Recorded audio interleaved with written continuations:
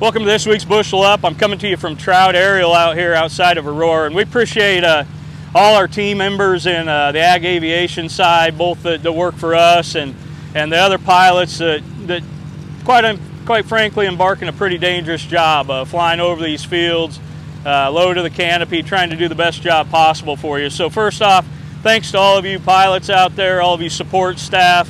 We really need your help this time of the year, especially when we start seeing just the benefits of aerial spraying, both from protecting the crop, but also the benefits that we see out of fungicides from a crop health standpoint.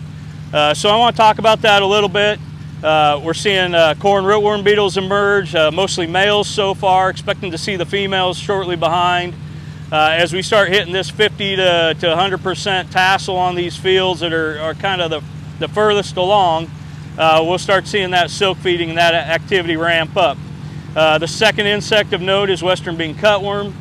Seeing moth flights pick up at the Clay Center Research Center in Clay Center, Nebraska, thanks to UNL's light trap data.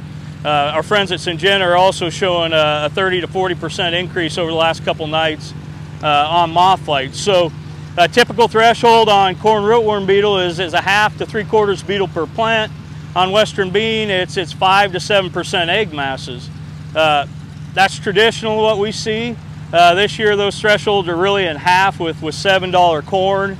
And then I want to talk about the combination. You might be seeing light rootworm beetle activity and you might be seeing only that 3 to 5% egg mass. But when we combine those, it definitely warrants that insecticide application. So you got to look at 3 or 4 species of insects and look at how those thresholds combine. Don't just focus on one insect. So that's where we really see the benefits. When we go to the fungicide piece, you know, we're looking at some hot week coming up here. Definitely time to get some of those fungicides on. I prefer earlier rather than later. I know there's two schools of thought, whether you wait till brown silk, but I like that plant health benefit going into tassel time here as we're shedding pollen.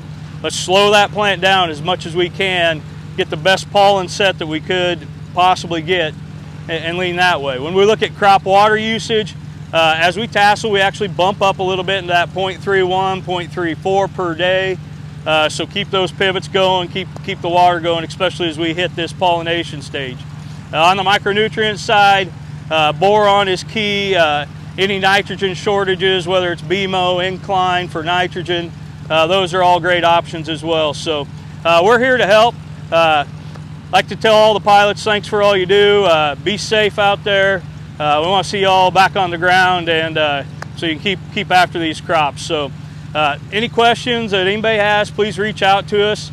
Soybean side, it's a lot of flowering, so a lot of realize, trying to stimulate that plant, making sure we're getting those good pod sets with some micronutrients, and we'll be seeing the insects show up in those as well. So everybody have a good week, and we'll talk to you next week.